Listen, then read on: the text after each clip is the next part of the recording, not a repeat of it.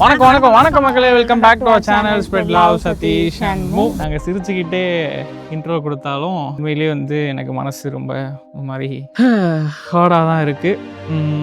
ஏன் sir அழுகுறீங்க? S, நம்ம இப்போ எங்கே இருக்கோம் அப்படின்னா தங்கமகன் வெப் சீரிஸோட ஷூட் ஹவுஸில் இருக்கோம். இங்கே தான் வந்து தங்கமகனோட எல்லா எபிசோட்ஸ் வந்து நம்ம ஷூட் பண்ணோம். இப்போ எதுக்கு வந்திருக்கோம் அப்படின்னா, நியாயமாக ஷூட்டுக்கு வந்திருக்கணும். இந்த நம்ம ஒரு இது வரைக்கும் 13 எபிசோடு கிட்ட போட்டிருக்கோம்னு நினைக்கிறேன். நாங்கள் எதிர்பார்த்தது சரி ஒரு 10 எபிசோடுக்குள்ளே கண்டிப்பாக ஹிட் ஆயிரும், எல்லாத்தையும் போய் சேர்ந்துரும், ரீச் ஆகிடும், அதுக்கப்புறம் நம்ம ஷூட்டை ரீஸ்டார்ட் பண்ணிக்கலாம். ஏன்னா நாங்கள் 36 எபிசோடு தான் எடுத்திருக்கோம். எங்களோட பிளான் 100 எபிசோடுக்கு மேலே கொண்டு போகணுன்றதான் எங்களோட பிளான். அதுக்காக தான் கதையை ஸ்லோ அண்ட் ஸ்டெடியாக ப்ராப்பராக எஸ்டாப்ளிஷ் பண்ணி நிறைய கேரக்டர்ஸ் கொண்டு வந்து ஒரு மாதிரி நல்லா பண்ணி வச்சிருக்கோம்னு வச்சுக்கோங்களேன். ஏன் நல்லா பண்ணி வச்சிருக்கோம் நானே கான்ஃபிடண்டா சொல்றேன்னா, பார்த்த வரைக்கும் ஒருத்தர் கூட என்னங்க இது நல்லாவே இல்லை அப்படின்னு சொன்னதே கிடையாது. எல்லாருமே அவ்வளோ பாசிட்டிவா சூப்பரா இருக்கு, ட்விஸ்ட் எல்லாம் நல்லா இருக்கு, அந்த எமோஷன்ஸ் நல்லா இருக்கு, எல்லாரும் நேச்சுரலா நடிச்சிருக்கீங்க, ஆர்டிஃபிஷியலாவே இல்லை, இதெல்லாமே நாங்கள் பயந்துட்டு இருந்த விஷயங்கள். அது எல்லாமே வந்து பாசிட்டிவா எல்லாரும் சொன்னதும் அவ்வளோ சந்தோஷமா இருந்துச்சு. ஆனால் அன்பார்ச்சுனேட்லி ஒரு எபிசோடு கூட இந்த நிமிஷம் வரைக்கும் 1 lakh வியூஸ் கூட போனது இல்லை. கிட்டத்தட்ட 13 எபிசோடு போட்டோம். இதுக்கப்புறமும் அது தெரியல, இன்னும் போடாமல் வந்து ஒரு 7 கிட்டத்தட்ட 16 எபிசோடு கிட்ட இன்னும் நாங்கள் போடாமலும் வச்சுருக்கோம். ஸோ அது போட்டு முடிக்கிறதுக்குள்ளே ஏதாவது ஒரு மேஜிக் நடந்தால் தான் உண்டு அப்படின்ற ஒரு நிலைமையில தான் இருக்குது. ஸோ அதனால் நாங்கள் இந்த நிமிஷம் வரைக்கும் ஷூட்டு ஸ்டார்ட் பண்ணவும் போகிறதில்லன்னு நினைக்கிறேன். தெரியல, அது அந்த 16 எபிசோடோட ரிசல்ட்டில் தான் இருக்குது. ஒரு டஃப் கால் எடுக்க வேண்டிய ஒரு சுச்சுவேஷன் ஆகிப்போச்சு. நாங்கள் இன்னைக்கு இந்த வீடை வந்து காலி பண்ணுறோம். வீடியோக்குள்ள போகிறதுக்கு முன்னாடி நம்ம டீ தான் நம்ம தான் பார்த்துக்கணும். ஸோ அதுக்காக அகாராவோட cosmic plus sonic advance toothbrush தான் வாங்கினேன். இதில் brush IP x7 water proof இருக்கு. இந்த ப்ரஷ் ஹெட்ஸை நம்ம இப்படி டிட்டாச் பண்ணி அட்டாச்சும் பண்ணிக்கலாம். இது 1 மினிட்க்கு 40K ஸ்ட்ரோக்ஸ் வர வைப்ரேஷன் கொடுத்து நம்ம டீத்துக்கு இடையில வாட்டரை பல்ஸ் பண்ணி லாக்குக்கு சாதாரணமான மேனுவல் டூத் பிரஷை விட 3 மடங்கு பிரேக் பண்ணி சுத்தம் பண்ணுது. இதுல W ஷேப்டு நைலான் டியூபான் பிரஷ் ஹெட்ஸ் நம்ம டீத்தோட ஷேப்க்கு ஏத்த மாதிரி ஃபிட் ஆகும். ரீச் ஆகாத கடினமான பகுதிகளில் கூட ஈஸியா சுத்தம் பண்ணும். இதுல 5 கிளீனிங் மூட்ஸ் இருக்கு: whitening, cleaning, polishing, massage, sensitive. இந்த ஒயிட்னிங் நம்ம டீத் மேல இருக்க ஸ்டெயின்ஸை ரிமூவ் பண்ண ஹெல்ப் பண்ணும். இந்த கிளீனிங் டெய்லியும் நம்ம யூஸ் பண்ணலாம். டீத் கிடைக்க ஹெல்ப் பண்ணும். இந்த சென்சிட்டிவ் கம்ஸுக்கு மென்மையான கேர் கொடுக்கும். பாலிஷ் டீத்தை சைன் அண்ட் பிரைட்டர் ஸ்மைல் கொடுக்க ஹெல்ப் பண்ணும். மசாஜ் சென்சிட்டிவ் கம்ஸை சூட் செய்யவும் கம்ஃபர்ட் தரும். மேனுவல் டூத் பிரஷ் ஒப்பிடும்போது 99% பிளக்யூவை நீக்குது. 2 மினிட்ஸ்க்கு வாட்டர் ஷட் ஆஃப் ஆகும். 30 செகண்ட்ஸ்க்கு ஒரு முறை குவாரண்டைன் பிரஷிங் ரிமைண்டர் இருக்கு. இதுல ஸ்மார்ட் டைமரும் இருக்கு. ஒவ்வொரு 30 செகண்ட்ஸ்க்கும் அடுத்து பிரஷிங் ஏரியாவுக்கு மூவ் பண்றதுக்கு ஞாபகமும் படுத்தும். இதுல 2 மினிட்ஸ்ல ஆட்டோ ஷட் ஆஃப் ஃபீச்சரும் இருக்கு. லாஸ்டா நம்ம யூஸ் பண்ண மூட்ல இருந்து நெக்ஸ்ட் நம்ம அதை ஸ்டார்ட் பண்ணுவோம்ல, ஸோ அப்பையும் அதே மூட்ல இருந்து ஸ்டார்ட் ஆகும். லாங் லாஸ்டிங் பேட்டரியும் இருக்கு. டெய்லியும் நம்ம 2 வாட்டி 2 மினிட்ஸ் வந்து யூஸ் பண்ணா 25 டேஸ்க்கு ஃபுல்லா சார்ஜ் இருக்கும். 4 hours நம்ம சார்ஜ் பண்ணி வச்சுக்கணும். 1 year மேனுஃபேக்சர் வாரண்டியும் இருக்கு. போர்ட்டல் ரெஜிஸ்டர் பண்ணா 6 மந்த்துக்கு எக்ஸ்ட்ரா வாரண்டியும் கிடைக்கும். டெய்லி நம்ம யூஸ் பண்ணிட்டே இருந்தா நம்ம டீத் நல்லா ஸ்ட்ராங்கா இருக்கும். உங்களுக்கு இந்த அகாராவோட cosmic plus sonic electric toothbrush வேணும்னா லிங்க் வந்து டிஸ்கிரிப்ஷன்ல இருக்கு. உங்களுக்கு நீட் இருந்துச்சுன்னா வாங்கிக்கோங்க. ஸோ தங்கமகன் ஷூட் ஹவுஸ் வந்து இன்னையோட காலியாகுது. உண்மையிலேயே ஜென்யூனாக ரொம்ப கஷ்டமாக இருக்குது. ஏன்னா பல கனவுகளோடு தான் நாங்கள் இந்த வீட்டுக்குள்ளே வந்தோம். ஆசையோட சரி எப்படியாவது இந்த சீரீஸ் ஹிட் ஆயிடுச்சு அப்படின்னா வருஷக்கணக்காக வந்து இந்த ஸ்டோரியை ஃபர்தராக எடுத்துகிட்டு போகலாம், இன்னும் நிறைய பேரை உள்ளே கொண்டு வரலாம், நிறைய பேருக்கு வாய்ப்புகள் கொடுக்க முடியும். இது உண்மையிலேயே இது மூலயமா நிறைய பேருக்கு நாங்கள் வாய்ப்புகளும் கொடுத்துருக்கோம். இங்கே அந்த ஷார்ட்ஸ் எபிசோட்ஸ்லேயே பார்த்தீங்கன்னா 150 எபிசோடு கிட்ட நாங்கள் ஷூட் பண்ணியிருக்கோம். அதில் எனக்கு தெரிஞ்சு 100க்கும் மேற்பட்டவங்க நடிச்சிருக்காங்க இல்லையா. ஒவ்வொரு ஷார்ட்ஸ்லேயும் கஸ்டமராக வரவங்க அந்த மாதிரி பார்த்தீங்கன்னா அவ்வளோ பேர் வந்து அதில் நடிச்சிருக்காங்க. நம்மளோட லாங் எபிசோட்ஸ்லேயும் சரி நிறைய பேருக்கு இதுதான் வந்து first proper web series, including எங்கள் 2 பேர்த்துக்குமே சரி. முதல்ல வெப் சீரிஸ்ன்னு ஒன்று ப்ராப்பராக நல்லா பண்ணி நடிக்கிறோன்னா இதுதான். டேரக்டருக்கும் இதுதான் ஃபர்ஸ்ட் வெப் சீரிஸ், கேமராமேனுக்கு இதுதான் ஃபர்ஸ்ட் வெப் சீரிஸ், அசிஸ்டன்ட் டேரக்டருக்கு இதுதான் ஃபர்ஸ்ட் வெப் சீரிஸ், ஒருத்தர் 2 பேரை தவிர எல்லாத்துக்கும் இதுதான் ஃபர்ஸ்ட் ப்ராப்பர் வெப் சீரிஸ். அந்த அளவுக்கு இது எல்லாரோட எங்களோட ஒரு லைஃப் டைம் ஆப்பர்ச்சுனிட்டி. இது மூலயமா நமக்கு நிறைய விஷயங்கள் நடக்கும், லைஃப் மாறும் அப்படின்ற ஒரு நம்பிக்கையில் தான் வந்து இந்த வீட்டுக்கு வந்தோம்.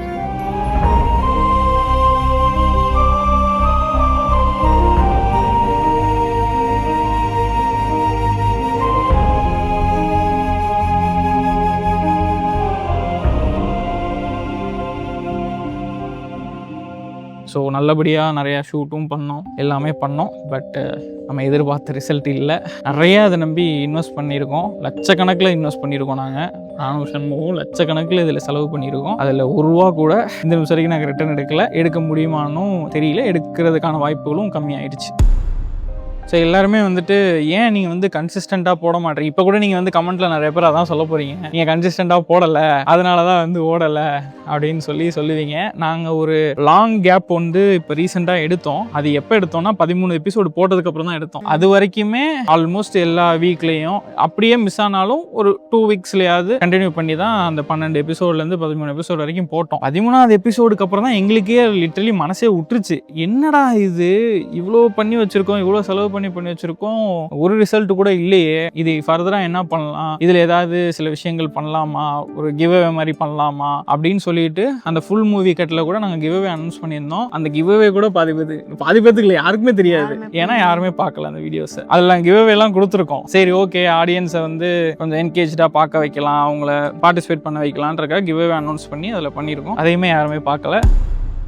ஸோ அந்த ஃபுல் மூவியை பார்த்துருந்தீங்கன்னா கூட கிவ் அவே இருக்க தெரிஞ்சிருக்கும். அந்த கிவ் அவே இருக்கதே நிறைய பேர் தெரியாது, ஏன்னா அதை யாரும் பார்க்கல. நம்ம வந்து இன்னொரு விஷயம் எல்லாருமே சொல்லிகிட்டே இருந்தாங்க, நீங்கள் இதை வந்து தனி சேனலில் போட்டிருக்க கூடாது, சதீஷன்முல போட்டிருக்கணும், சதீஷன்முல போட்டிருந்தா நல்லா போயிருந்திருக்கும் அப்படின்னு சொல்லிட்டு நிறைய பேர் சொல்லிகிட்டே இருந்தாங்க ஆரம்பத்தில் இருந்தே. ஆனால் நானும் ஷண்மும் என்ன யோசிச்சோம் அப்படின்னா, இது வந்து வெறும் தங்கமகனோட முடிகிற விஷயம் இல்லை, அதுக்கப்புறம் இன்னும் நம்ம நிறையா பண்ணணும், நிறைய. ஏன்னா இப்போ எங்கள் கையிலேயே இன்னும் 2-3 வெப் சீரிஸ்க்கான ஸ்கிரிப்ட்லாம் கையில் இருக்குது, ரெடியாக இருக்குது பண்ணுறதுக்கு. ஆனால் பண்ண முடியுமா பண்ணுவோமான்னு எனக்கு தெரியல, ஏன்னா இதுலேயே ஒரு பேட் எக்ஸ்பீரியன்ஸ் ஆனதுனால பண்ண முடியுமான்னு தெரியல. பட் ஆனால் சொல்கிறேன், ஸோ அப்படி பண்ணுறப்போ நமக்கு ஒரு தனியாக அதுக்குன்னு சேனல் இருந்தால் தான் அது நல்லாயிருக்கும். ஏன்னா சதீஷ் சண்மு சேனலில் வந்து தங்கமகனில் சண்முவும் நானும் நடிச்சிருக்கோம், அதனால பார்க்குறீங்க. நாளைக்கு வேற ஒரு ஹீரோயின் கூட வெப் சீரிஸ் நான் நடிக்க வேண்டி வந்துச்சுன்னா அதை எப்படி பார்ப்பீங்க? சதீஷ் சண்மு சேனலில் வந்துட்டு அப்போ என்ன கமெண்ட் பண்ணுவீங்கன்னா, சண்மு அக்காவை ஹீரோயினாக போடுங்கன்னு கமெண்ட் பண்ணுவீங்க. ஒவ்வொரு கதைக்கும் ஒன்று தேவைப்படும். இந்த கதையில் அந்த மித்ரா கேரக்டருக்கு சண்மு தான் செட் ஆனாங்க, சண்மு தவிர அதை யாரும் பெட்டராக பண்ணியிருக்க முடியாது,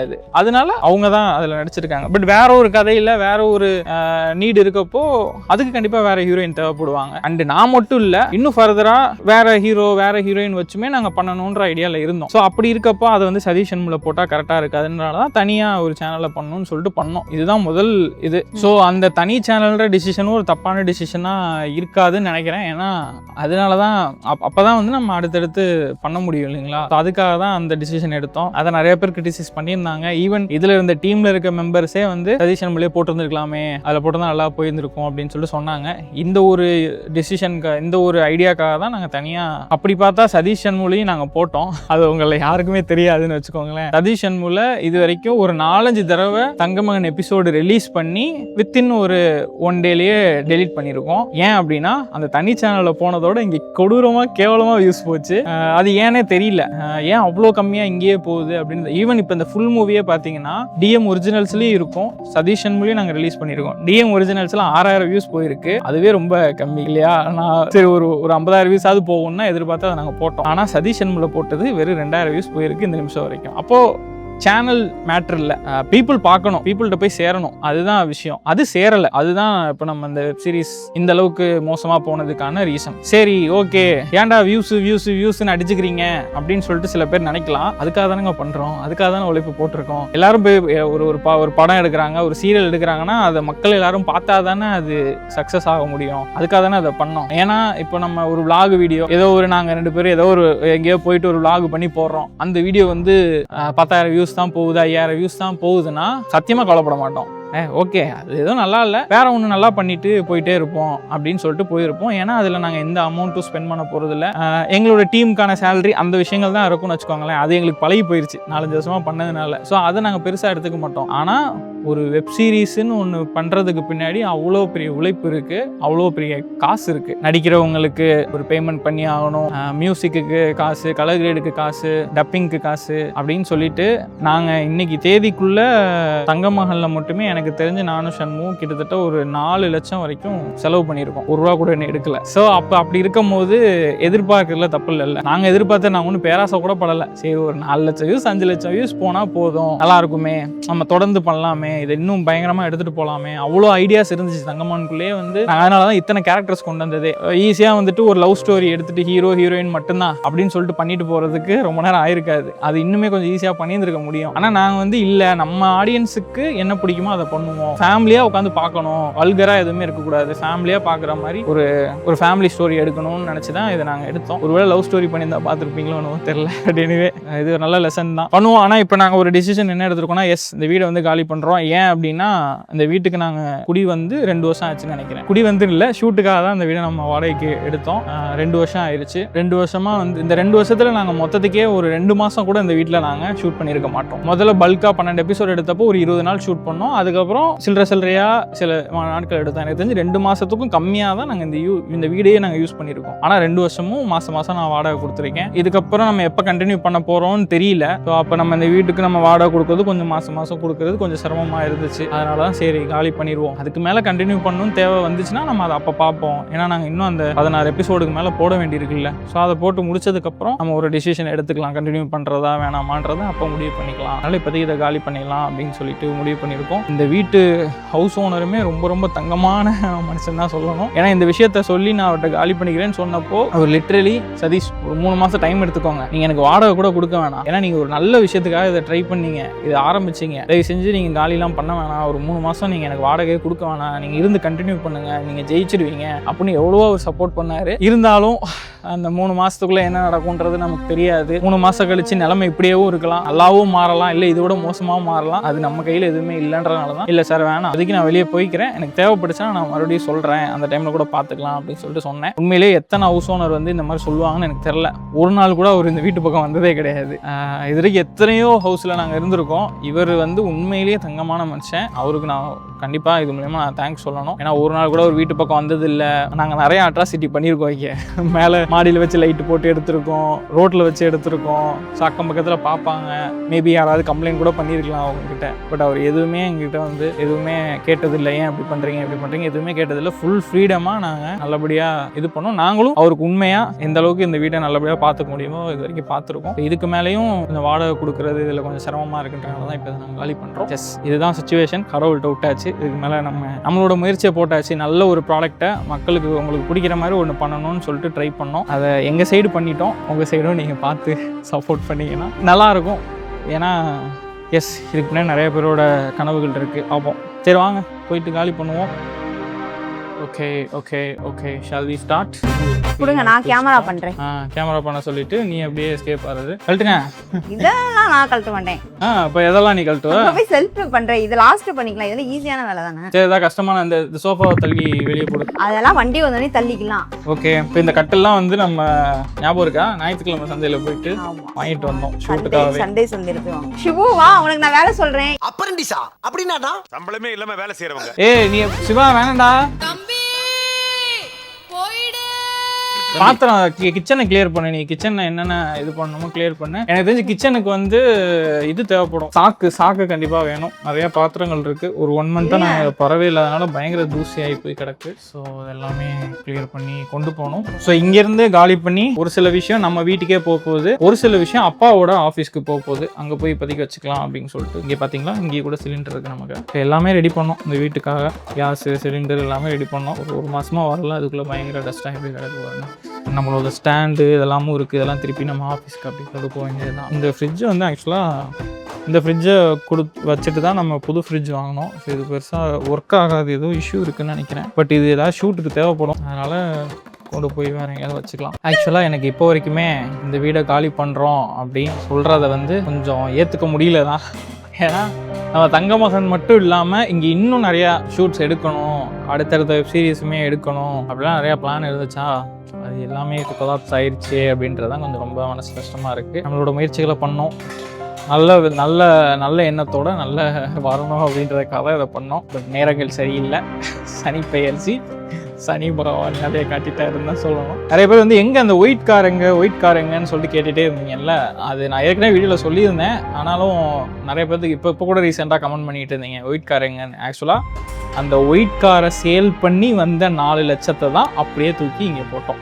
வெப் சீரிஸ் பண்ணுன்றதுக்காகவே தான் நாங்கள் அந்த 4 லட்சத்துக்கு அந்த காரை சேல் பண்ணி அந்த காசை வந்து இதில் அப்படியே ஸ்பெண்ட் பண்ணோம். காரும் போச்சு, சீரிஸும் வந்து இருக்குது. பார்ப்போம், நம்புவோம். நான் எப்பயுமே எனக்கு நம்பிக்கை இருக்குது. ஏன்னா இன்னும் 16 எபிசோடு இருக்குது. ஏன்னா நீங்கள் பார்த்துருக்கிறதெல்லாம் வந்து சும்மா ஒரு டீசர் மாதிரியான விஷயங்கள் தான் அந்த 12 எபிசோடில். இதுக்கப்புறம் வந்து நிறையா நல்ல நல்ல சீன்ஸு, நிறைய லவ் சீன்ஸு, நிறைய இன்ட்ரெஸ்டிங்கான ட்விஸ்ட்டு அதெல்லாமே வரதான் போகுது. ஸோ பார்க்க தான் போகிறீங்க.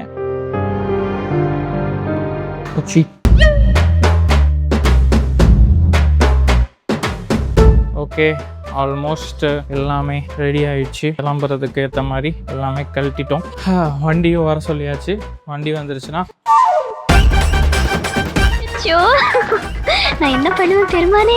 வண்டி வந்துருச்சுன்னா அப்படியே வந்து கிளம்ப வேண்டியது தான். போயிட்டு அப்பாவோட புது ஆஃபீஸ் அங்கே போயிட்டு தான் அது எல்லாமே வைக்க போகிறோம். 10 minutes later. ஸோ இப்போ வந்து நாங்கள் ஜாமான்லாம் வந்து எடுத்துட்டு எங்கே வந்திருக்கோன்னா, இங்கே மாமா வந்து புதுசாக ஒரு ஆஃபீஸ் வந்து பார்த்துருக்காங்க. ஸோ அங்கே வந்து நம்ம ஜாமான் வந்து வச்சுக்கலாம் அப்படின்னு சொல்லிட்டு இங்கே வந்திருக்கோம்.